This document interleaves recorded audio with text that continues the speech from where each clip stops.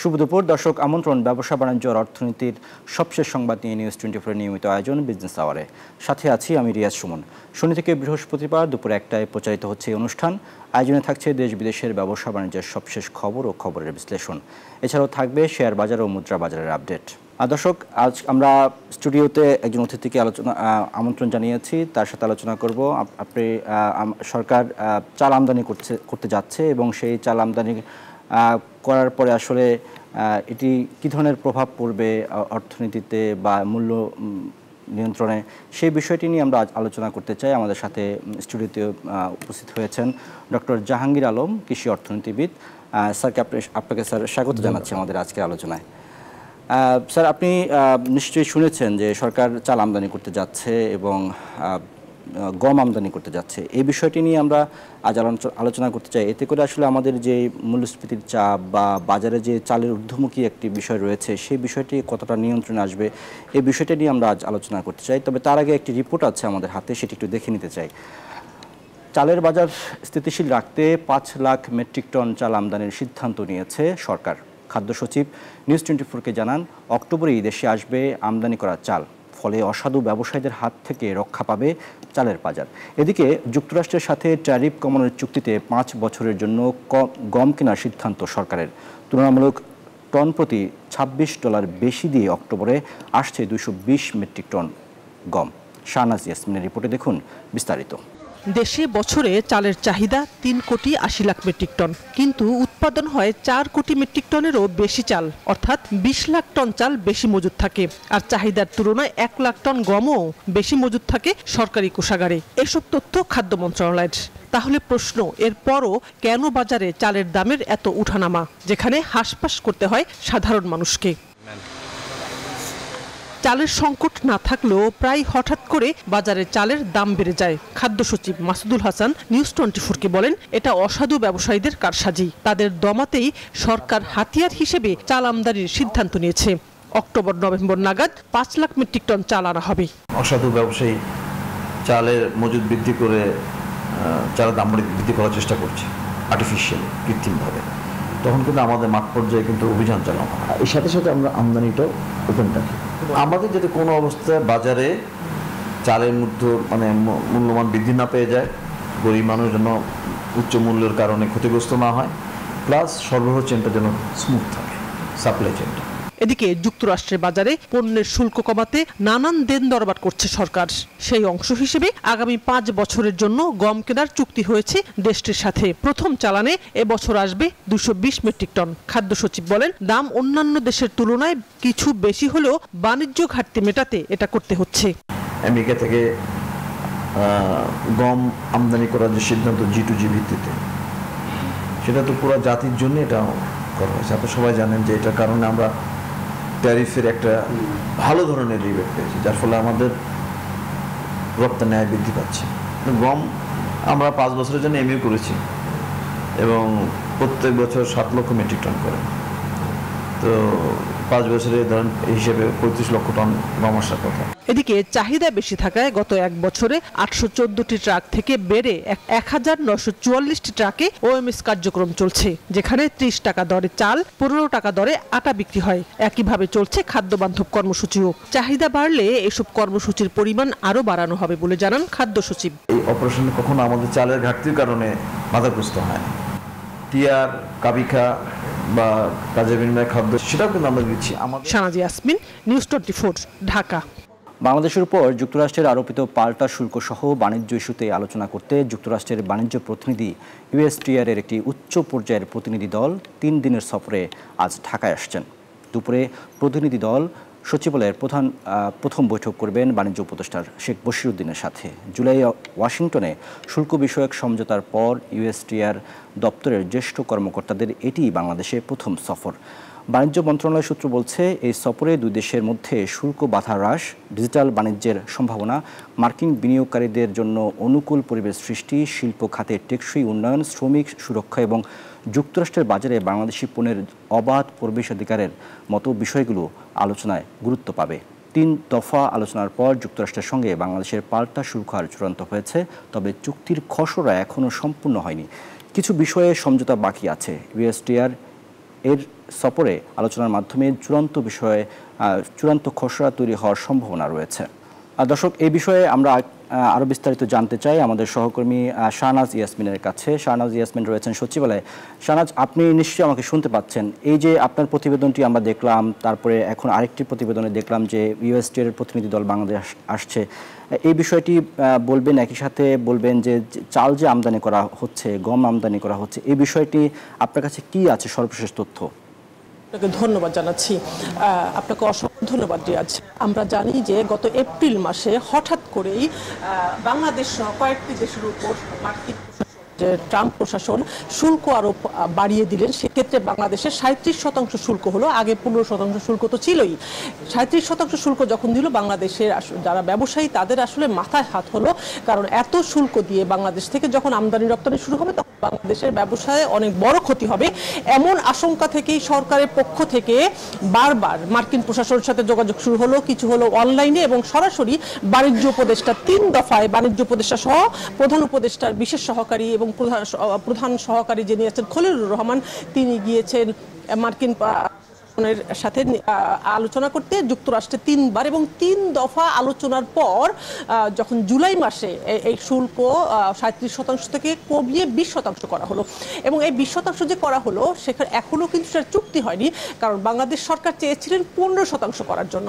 তো আজকে যে মার্কিন প্রতিনিধি দল ইউএসটিআর বাংলাদেশে আসছেন, এই যে শুল্ক নিয়ে তাদের সাথে আলোচনা হয়েছে এবং চুক্তি হবে এবং এই শুল্ক কমানো হলো।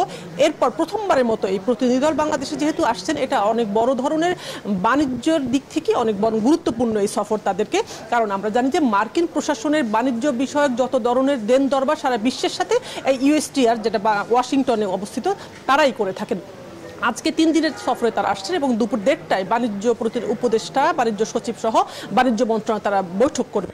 এই বৈঠকে যেহেতু চুক্তিটি এখনো হয়নি 20% বিষয় নিয়ে শুল্ক প্রত্যাহারের, সেটা 15% করার বিষয় আলোচনা হবে।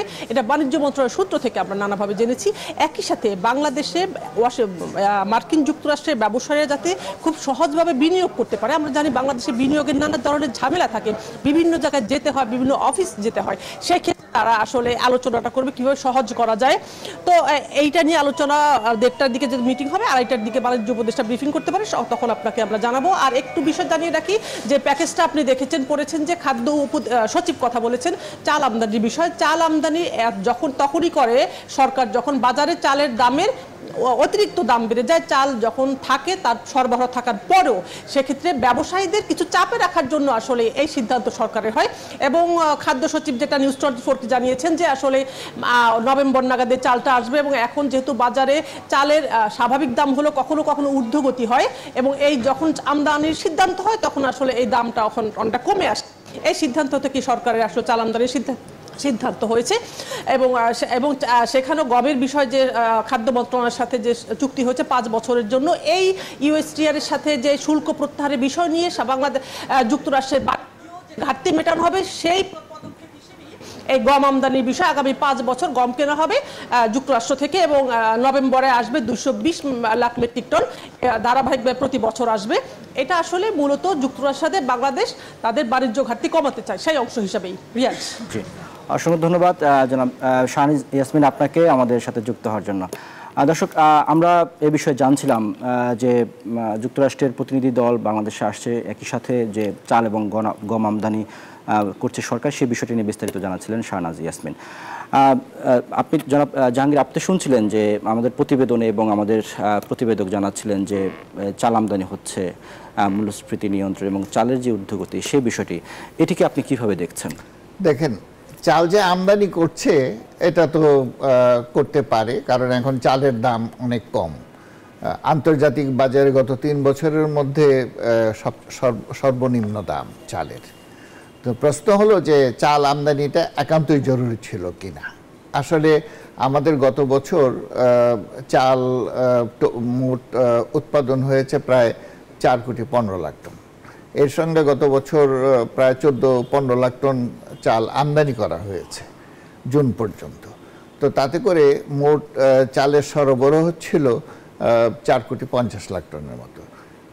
4,30,00,000 টনের মতো। তো 4,30,00,000 টনের মতো চাল আমদানি করার অর্থ হলো, আমদানি এবং আমাদের উৎপাদন মিলে অর্থ হলো যে প্রায় 50 লাখ টন চাল উদ্বৃত্ত ছিল গত বছর, এবং এরপরে আমাদের আউশের উৎপাদন হয়েছে প্রায় 30 লাখ টন। তাইলে 50 প্লাস 30 প্রায় 80 লাখ টন চাল আমাদের এখানে সরবরাহ আছে, এবং এইটা নভেম্বর ডিসেম্বর পর্যন্ত চলবে, স্বাভাবিকভাবেই চলার কথা। এর মধ্যে কিন্তু আমাদের আমন উৎপাদন হবে নভেম্বরে। তো এখন প্রশ্ন হলো যে এখন কোন সময়ে আমরা আছি, চাল উৎপাদনের কোন সময়ে আছি। বড়ু উৎপাদন শেষ হয়েছে, মৌসুম শেষ হয়েছে প্রায় 3 মাস, আর সামনে 2 মাস যেখানে আমরা আমন উৎপাদন করব। তো এই সময়ে চালের দাম স্বাভাবিকভাবে কিছুটা বাড়ে, কিন্তু কতটা বাড়া দরকার। যেমন আমাদের চালের যে এবার উৎপাদন খরচ 48 বা 49 টাকা উৎপাদন খরচ ছিল, এবং সরকার যে প্রকিউরমেন্ট প্রাইস নির্ধারণ করেছে এটা 49 টাকা। 49 টাকা সরকারের প্রকিউরমেন্ট প্রাইস প্রায় উৎপাদন খরচের কাছাকাছি থাকে। এবং যেহেতু এই বছর প্রচুর পরিমাণে চাল সংরক্ষণ করা সম্ভব হয়েছে, মানে যেটা টার্গেট ছিল টার্গেট থেকেও বেশি চাল গোদামজাত করতে পেরেছে সরকার, সংগ্রহ করা হয়েছে, সেহেতু বোঝা যায় যে চালের ঘাটতি খুব একটা নাই। চালের ঘাটতি যখন থাকে এবং চালের উৎপাদন যখন কম হয়, তখন সরকারের এই যে সংগ্রহ অভিযান এটা কখনোই এত সাকসেসফুল হয় না। তো সব কিছু মিলে মনে হয় যে চালের কোনো অভাব নাই। কিন্তু যেটা সচিব সাহেব যেটা বললেন যে এটা কারসাজি আছে, ব্যবসায়ীদের কারসাজি আছে, যে কারণে চালের দাম বাড়ছে। এখন কথা হলো যে ব্যবসায়ীদের কারসাজি তখনই হয় যখন সরকারের হাতে ইন্টারভেনশনের সুযোগটা কম থাকে। কিন্তু এই বছর তো সরকারের কাছে প্রায় 20-21 লাখ টন চাল মজুত হয়েছিল, তো এরপরেও ইন্টারভেনশন করতে অসুবিধা কেন ছিল? আমার মনে হয় যে চাল ইন্টারভেনশন করতে সরকার অনেক দেরি করেছে, যে কারণে বাই দ্যাট টাইম চালের দামটা অনেক বেড়ে গেছে। আর সরকারের হাতে 20-21 লাখ টন চাল থাকে, এবং এটাই তাদের অপটিমাম সুযোগ, কারণ আমাদের গুদামের এর বেশি গুদাম নেই। কিন্তু আমাদের যেই ব্যবসায়ীরা আছে তাদের কাছে প্রায় 1 কোটি টন চাল সংরক্ষণের সুযোগ আছে। তো সেখানে বাজেটটা নিয়ন্ত্রণ করছে আমাদের ব্যবসায়ীরা, সেখানে সরকার যে নিয়ন্ত্রণ করা এটা করছে না। এখন সরকার বলছে যে আমরা বাইরের থেকে চাল আমদানি করব। এখন বাইরের থেকে চাল আমদানি করার অর্থ হলো যে আমরা বাইরের কৃষক যারা আছে তাদেরকে আমরা প্রণোদনা দিচ্ছি। তো বাইরের থেকে চাল আমদানি করা হলে এখন যদি প্রাইভেট সেক্টরে আনা হয় তাহলে প্রাইভেট সেক্টর ব্যবসায়ীরা করবে, তো এটাতে খুব বেশি একটা উপকার হবে তা না। কিন্তু সরকার যদি নিজের উদ্যোগে নিজেদের গোদামে এনে চাল তোলে এবং সেখান থেকে যদি ওপেন মার্কেট সেল দেয়, তাহলে এটা পজিটিভ ইম্প্যাক্ট হবে। এবং জনাব জাহাঙ্গীর, আপনার সাথে আপনার কাছে আসবো। আমরা একটু এই বিষয়ে আরেকটু জানতে কুষ্টিয়া যেতে চাই। কুষ্টিয়া আছে Bangladesh auto major and husking শিল্প মিল মালিক সমিতির সাধারণ সম্পাদক জনাব জয়নাল আবদিন প্রধান, তিনি আমাদের সাথে যুক্ত হবেন। জয়নাল আবদিন প্রধান নিশ্চয়ই আমাদের সাথে যুক্ত আছেন। জি জনাব আবদিন, আপনি নিশ্চয়ই শুনতে পাচ্ছেন আমাকে?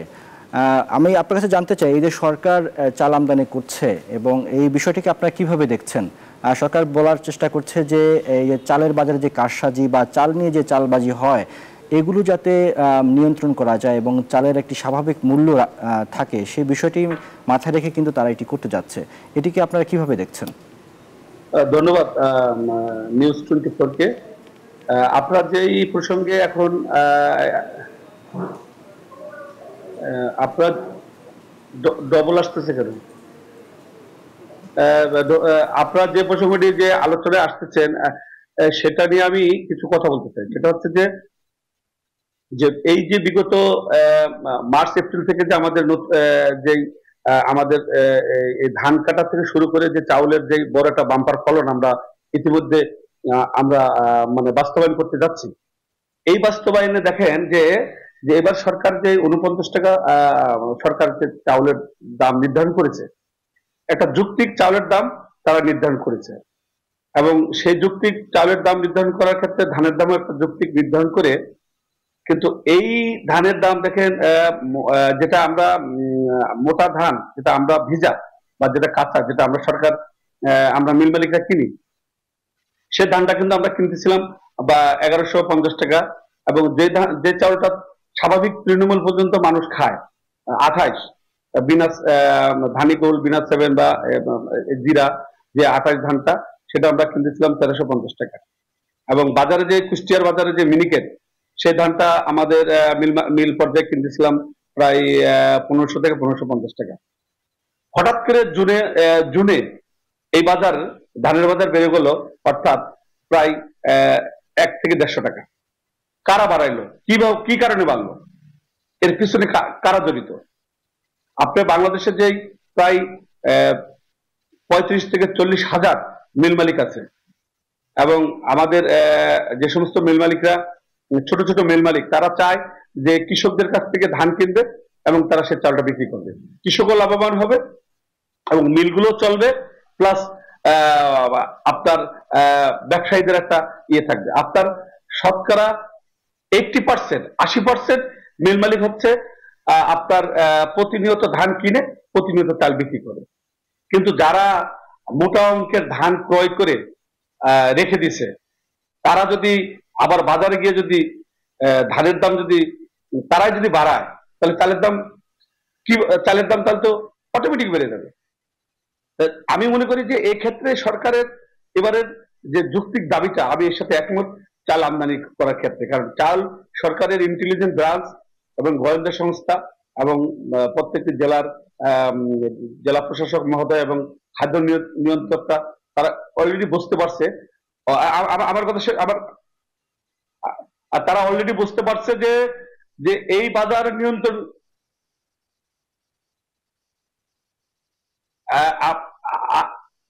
এই বাজার নিয়ন্ত্রণের ক্ষেত্রে এই ধরনের একটি পরিকল্পনা সঠিক ছিল। আমি মনে করি জনাবদ্দিন, আমরা আপনার কাছে আবার আসবো, আপনি আমাদের সাথে যুক্ত থাকেন।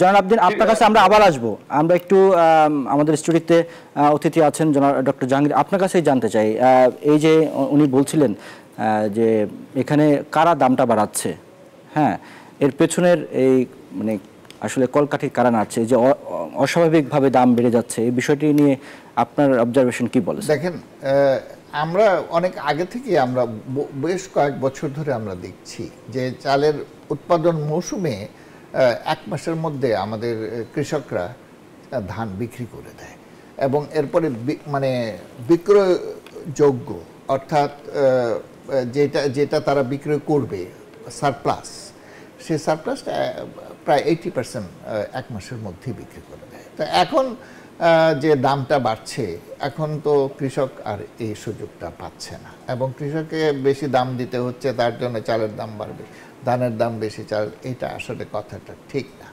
এখন ধান যেগুলো আছে, এইগুলো বড় বড় কর্পোরেট হাউস, বড় বড় অটো রাইস মিল যারা আছে তাদের কাছে এবং অন্যান্যদের কাছে ধানটা আছে। তো কাজে এখন যদি ধানের দাম বাড়ে, তাহলে এখন তো বাড়বেই, এবং যখন কৃষক এর কোনো বেনিফিট পায় না, তো এটা মোটামুটিভাবে ব্যবসায়ীরা এই সুযোগ নিচ্ছে। তো এখন এই ক্ষেত্রে যখন চালের দাম বাড়ছে, যখন সরবরাহ সংকট থাকার কথা না, এই সময় যখন চালের দাম বাড়ছে, এটা ঠিক যে বাইরে থেকে যদি চাল আমদানি করা হয়, যেখানে বিদেশে চালের দাম কম, অন্যান্য বছরের তুলনায় এবার অনেক কম, সুতরাং এটা আমাদের সুযোগ আছে। তো এই ক্ষেত্রে আমি যেটা বলেছি যে যেই ব্যবসায়ীরা আমরা ধারণা করছি যে তাদের কারসাজির কারণেই এই চালের দামটা বাড়ছে, ঠিক তাদেরকে দিয়েই যদি আমদানিটা মোটা দাগে করা হয়, তাহলে যে বাজারটা স্বাভাবিক হবে এটা বলা যায় না। কারণ এর আগে আমরা অনেকবার দেখেছি যে এটা সরকারের হাতে থাকাই, হ্যাঁ, ব্যবসায়ীদের মাধ্যমে চাল আমদানি করা হয়েছে এবং ট্যাক্স ট্যারিফ এগুলো সব কমিয়ে দিয়েছে, যেখানে 62% ছিল, এটা 2% নিয়ে আসে, তারপরেও কিন্তু চালের দাম কমে নাই।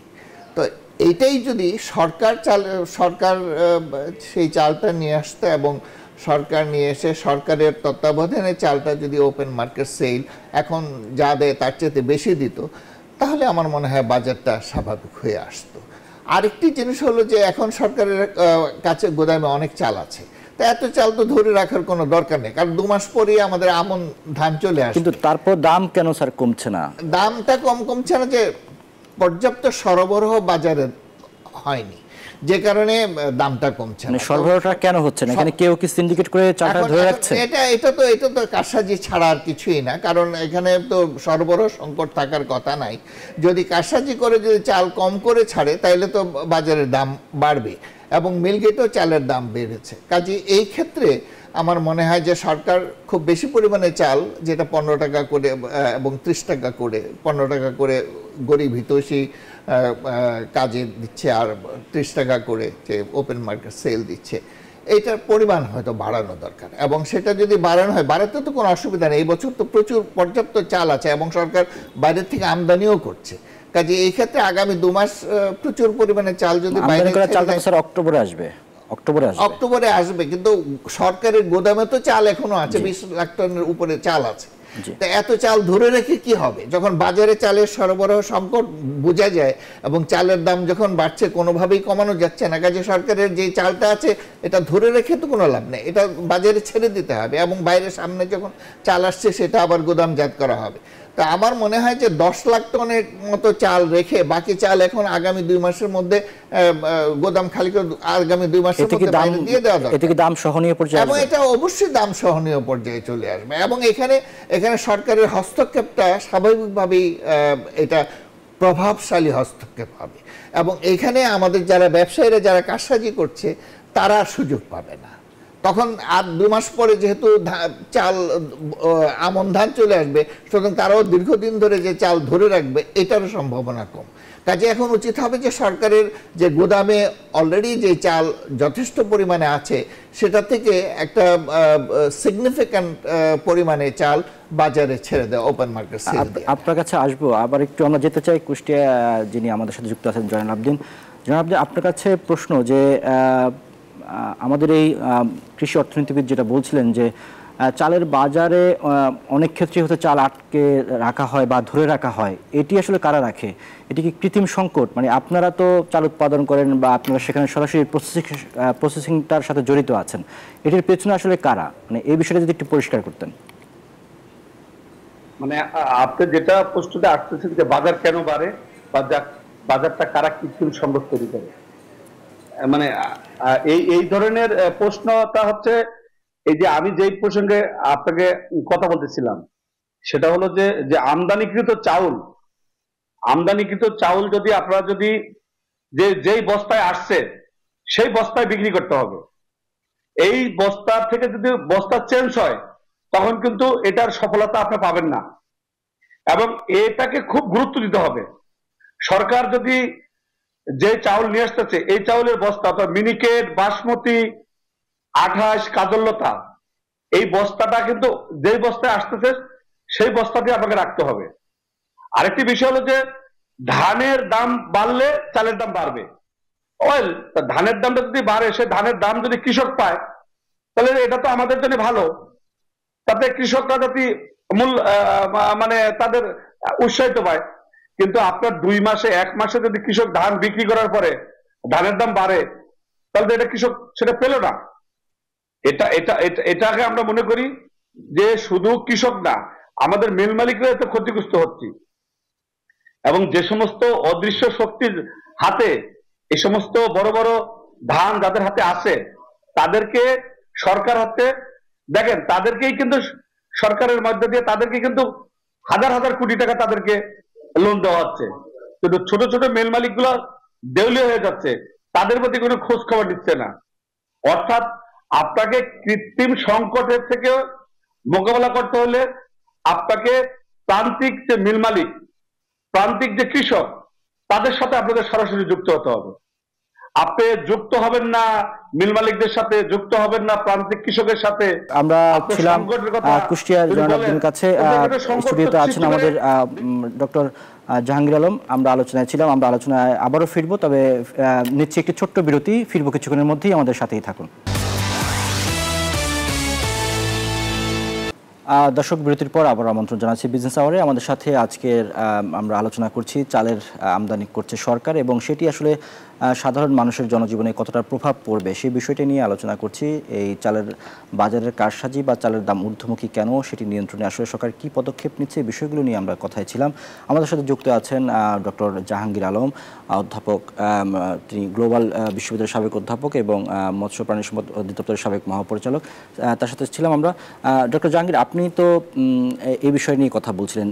এই যে মিলাররা বলছে যে এখানে আসলে বড় যারা প্রতিষ্ঠান বা যারা তারা আসলে এটার সাথে জড়িত, তাদের কারণে এই চালের দামটা সিন্ডিকেশন হচ্ছে বা দাম বাড়ছে, কমানো যাচ্ছে না, এই বিষয়ে আপনি কি বলবেন? দেখুন, এখানে যে খুব বড় বড় প্রতিষ্ঠান যে জড়িত আছে নিঃসন্দেহে, এবং কর্পোরেট হাউসগুলো অনেক বেশি পরিমাণে ধান কেনে, সুতরাং তাদের তো মজুদ যদি তারা করে তাহলে তো তারা অনেক বেশি মজুদ করে রাখতে পারে। কিন্তু এর সঙ্গে অটোরাইস মিলার যারা আছে তারাও তো প্রচুর পরিমাণে ধান সংগ্রহ করে এবং তারাও মোটামুটিভাবে কারসাজির সঙ্গে যুক্ত থাকতে পারে। এখন আমি ধরে নিলাম যে যারা যারা বড় মিল মালিক আছে তারা কারসাজি করছে এবং কারসাজি করে দাম বাড়িয়ে দিচ্ছে, কিন্তু যারা ছোট মিল মালিকরা আছে তারা কারসাজি করছে না, তাহলে তারা তো বাজারে কম দামে চাল ছেড়ে দেবে এবং তাদের চাল বেশি বিক্রি হবে,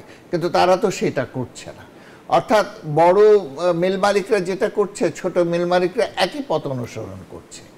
তাহলে এখন এই যে পুরা চেইন, সবাই এখানে যুক্ত, কাউকে বেশি করে দোষী করে আর কাউকে খুব খুশি করা, এটা তো খুব ভালো বিবেচনা সম্মত কাজ না।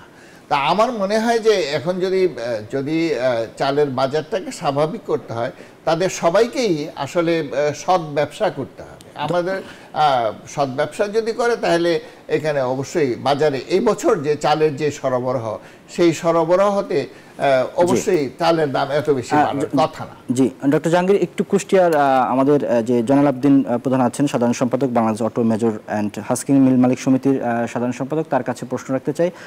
জনাব জয়নাল আবদিন, আপনি একটু বলবেন যে এই যে সরকার চাল আমদানি করছে, এটিতে আপনারা ব্যবসায়িকভাবে কোনো ঝুঁকি দেখছেন কিনা? এতে করে মানে দেশীয় যারা মিলার বা ব্যবসায়ী তাদের কোনো প্রবলেম হবে কিনা, সমস্যায় পড়তে হবে কিনা?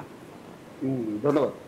আপনি যেটা জানতে চাচ্ছেন যে এই আমদানিতে ক্ষতিগ্রস্ত হবে কিনা, এই আমদানিতে সম্পূর্ণভাবে 80% মিল মালিক, অর্থাৎ যারা ছোট মিল মালিক, তারা বেশি ক্ষতিগ্রস্ত হবে। আর ছাড় যেটা বললেন যে বড়রা যেটা কম বেশি দামে বেচতেছে না, ছোটরা তো কম দামে বেচতে পারে। ছাড়ের কাছে আমার একটা প্রশ্ন, যে বড়দের কাছে কয়েক হাজার লক্ষ লক্ষ টন ধান আছে, হাজার লক্ষ টাকা বস্তা ধান আছে। যারা ছোট তারা, আপনাকে আমি একটু বলতে চাই যে কুষ্টিয়া বা সারা বাংলাদেশের যে মিলগুলোতে প্রায় 70% মিলগুলোতে একটা মিলে প্রায় 10 জন 20 জন ব্যাপারী তারা সেই মিলগুলো চালায়। তাদের সক্ষমতা হচ্ছে যে 2 গাড়ি বা 4 গাড়ি চাল বিক্রি করা। এখানে 2 গাড়ি 4 গাড়ি চাল বিক্রি করার যে যাদের সক্ষমতা, তারা কম দামে চাল বিক্রি করবে কোথায়? তাদের তো পুঁজি নেই। আপনার এই সক্ষমতা যাদের নাই, তাদের বিষয়টাকে গুরুত্ব দিতে হবে, এটাকে নিয়ে অ্যানালাইসিস করতে হবে। এটা আমি বললাম আমার কথাই সত্যতা যাচাই করলে হবে না, আপনাকে দেখতে হবে যে এই মিলগুলো কারা চালাচ্ছে। আমাদের কুষ্টিয়াতে 72টা অটোমেটিক মিল, তার 10টা মিল চলে, তার শুধুমাত্র 10টা মিল মালিক তার মিল চালায়, বাকি 60টা মিল চলে আপনার ফরিয়াদের মাধ্যমে। এবং সেই ফরিয়াররা তারা 10 গাড়ির 15 গাড়ির বেশি ধান তারা কিনতে পারে না। 10 গাড়ি 15 গাড়ি ধান বিক্রি কিনার ধানের কি করে চালের দাম কমাবে? তারা তো ধান মার্কেট থেকে প্রতি রেগুলার কিনতেছে ধানের দাম বেশি দিয়ে। ওই এক শ্রেণীর লোক ধান কিনে তারা স্টক করে রাখতেছে, তাদের কাছ থেকে যায় ওই সমস্ত ছোট ছোট মিল মালিকের ধান কিনতেছে।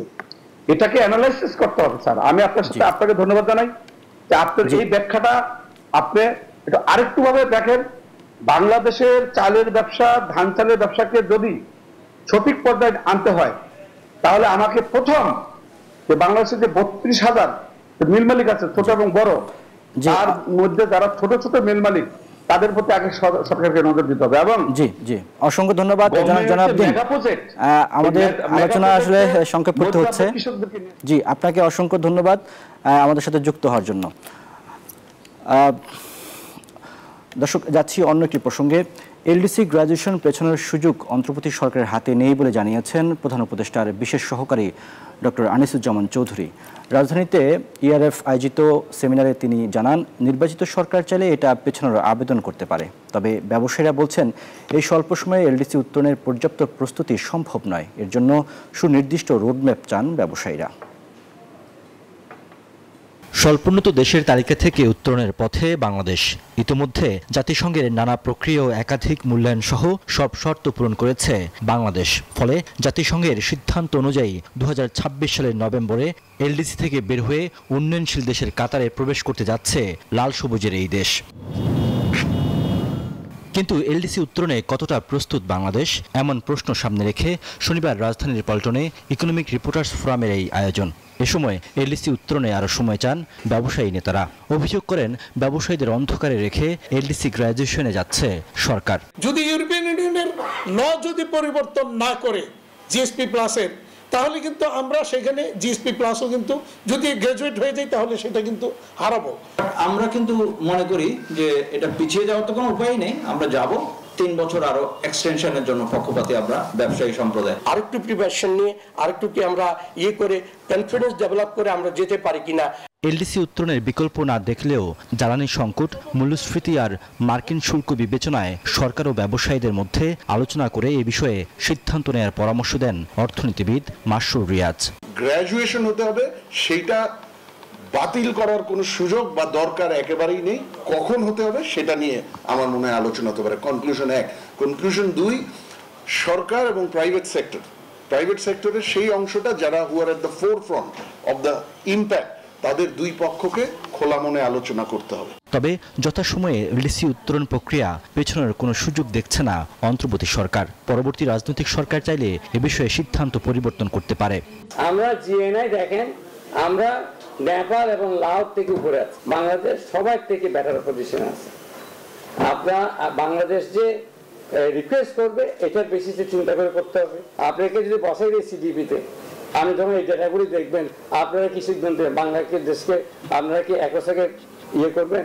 রিস্কটা খুবই ইম্পর্টেন্ট, আপনি রিস্ক নিতে হবে কিছু। আর এখানে তো আমাদের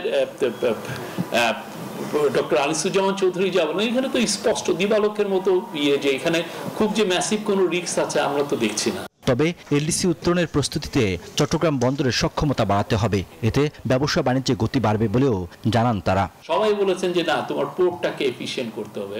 রিয়াজ সুমন, নিউজ 24, ঢাকা। আগামী 16 ডিসেম্বরের পর থেকে বাণিজ্যিক ভূমি নিবন্ধন বিডার ওয়ান স্টপ সার্ভিসের মাধ্যমে শতভাগ অনলাইনে করা হবে বলে জানিয়েছেন বিডার নির্বাহী চেয়ারম্যান। সকালে রাজধানীর আগারগাঁওয়ে বিডা কার্যালয়ে আয়োজিত এক অনুষ্ঠানে এসব কথা বলেন তিনি। বলেন, সরকারি প্রতিষ্ঠানগুলোতে ম্যানুয়াল সার্ভিস বন্ধ না হলে ডিজিটাল সার্ভিস কাজে আসবে না। এজন্য বিডার সকল কার্যক্রম ডিজিটালাইজেশনের উদ্যোগে নেওয়া হয়েছে। ডিজিটাল সার্ভিস ব্যবহারে সেবা গ্রহীতাদের আগ্রহ কম হয় এ বিষয়ে আরও সচেতনতা বাড়ানোর তাগিদ দেন তিনি। এ সময় বিডার online one stop service OMS প্ল্যাটফর্মে নতুন করে নিবন্ধন অধিদপ্তরের 5টি সেবা অন্তর্ভুক্ত কার্যক্রম উদ্বোধন করা হয়। এই প্ল্যাটফর্মের আওতায় এ নিয়ে 47টি সংস্থার 142টি সেবা সার্ভারে যুক্ত হলো, যার মাধ্যমে বিনিয়োগকারীরা ভূমি নিবন্ধন এবং লাইসেন্স প্রদান সহ নানা সেবা এই অনলাইন প্ল্যাটফর্ম থেকে পাবেন ব্যবসায়ীরা। ব্যবসা সংক্রান্ত যাবতীয় সরকারি সুবিধা বা সরকারি সার্ভিস যেগুলা, এই সার্ভিসগুলা একটা ডিজিটাল সিঙ্গেল প্ল্যাটফর্ম থেকে আমরা প্রোভাইড করব। মিডিয়াম টু লং টার্মের মধ্যে আপনারা একটা ম্যাটেরিয়াল চেঞ্জ দেখতে পারবেন। এটা নিয়ে আসলে অলরেডি ব্যাক এন্ডে একটা কাজ করা হচ্ছে। আমরা হয়তো একটা পাইলট এই বছরের শেষের নাগাদ চালু করার চেষ্টা করবো, বাট আগামী বছর খানেক বা দেড়েকের মধ্যে everything should be in control. দর্শক, আমরা ছিলাম আলোচনায়। আমাদের আজকের আলোচনার বিষয়ে চালে আমদানি করছে সরকার এবং সেটি আসলে জনজীবনে কতটা প্রভাব ফেলবে, মূল্যস্ফীতি নিয়ন্ত্রণে কতটা কাজে আসবে এবং একই সাথে যুক্তরাষ্ট্র থেকে গম আমদানি হচ্ছে, এই বিষয়টি নিয়ে আমরা আলোচনায় ছিলাম। আমাদের সাথে যুক্ত আছেন ডক্টর জাহাঙ্গীর আলম, কৃষি অর্থনীতিবিদ। জনাব জাহাঙ্গীর, আপনি যেটা বলছিলেন যে এই যে চাল আমদানি হচ্ছে এবং সেখানে দেশের মিলারদেরও পাল্টা অভিযোগ, তারা বলছে যে আসলে এটি করে তাদেরও একটা ব্যবসায়িক ক্ষতি হতে পারে। আপনি কি কোনো ক্ষতির হতে পারে বলে মনে করেন, মানে এই চাল আমদানিতে? আমার ধারণা হলো যে যেহেতু আন্তর্জাতিক বাজারে চালের দামটা এখন কম, সাশ্রয়ে চাল কেনা যাবে, সুতরাং চাল আমদানি করতে কোনো সমস্যা নাই। আরেকটি জিনিস হলো যে চালের দাম তো বাড়ছে, তাই এমন পরিস্থিতিতে যদি সরকার নিয়ন্ত্রণ করতে পারে, আমদানিকৃত চালটা যদি সরাসরিভাবে আমাদের কনজিউমারের কাছে পৌঁছে দেওয়া যেতে পারে, তাহলে যেহেতু চালের দাম আন্তর্জাতিক বাজারে কম, সেহেতু এখানে চালের দামটা কম হবে, এবং যখন বেশি পরিমাণে চাল বাজারে ছাড়া হবে তখন স্বাভাবিকভাবে এটার একটা পজিটিভ এফেক্ট হবে বাজারে। ধন্যবাদ। আমরা আসবো একটা বিরতিতে যাচ্ছি। দর্শক, সময় হলো বিজনেস আওয়ার একটি বিরতির, ফিরবো কিছুক্ষণের মধ্যেই, আমাদের সাথেই থাকুন।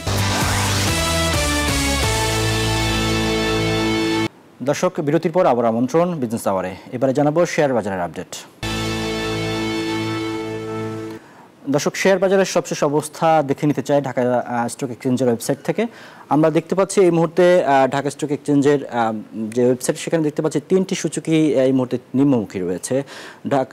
ডিএসইএক্স ইন্ডেক্স যেটি, সেটি 38 পয়েন্ট কমে এই মুহূর্তে অবস্থান করছে 5485 পয়েন্টে। ডিএসইএস ইন্ডেক্স সরিয়া ভিত্তিক যেটি, সেটি 6 পয়েন্ট কমে এই মুহূর্তে অবস্থান করছে 1189 পয়েন্ট, এবং ডিএস30 ইন্ডেক্স যেটি, সেটি 13 পয়েন্ট কমে এই মুহূর্তে অবস্থান করছে 2137 পয়েন্টে। এখন পর্যন্ত লেনদেন হয়েছে 5,237,000 কোটি টাকা। 84টি কোম্পানির শেয়ারের দাম বেড়েছে, কমেছে 251টি কোম্পানির শেয়ারের দর, এবং অপরিবর্তিত আছে 62টি কোম্পানির শেয়ারের দর। দর্শক, আমরা আলোচনায় ছিলাম, আজকে যে আলোচনার বিষয়টি আমরা নির্ধারণ করেছি, চালের আমদানি করছে সরকার এবং সেটির আসলে প্রভাবটি কী পড়বে জনজীবনে, সেই বিষয়টি নিয়ে আলোচনা করার জন্য আমাদের স্টুডিওতে আজ উপস্থিত আছেন ডক্টর জাহাঙ্গীর আলম, কৃষি অর্থনীতিবিদ। ডক্টর জাহাঙ্গীর, আপনি একই সাথে জানেন যে সরকার যুক্তরাষ্ট্র থেকে গম আনছে, এই যে গম আমদানি হচ্ছে সেই বিষয়টি নিয়ে যদি একটু বলতেন, এটি আসলে আমাদের জন্য কতটা কার্যকর বা কতটা উপকার হবে বলে মনে করেন?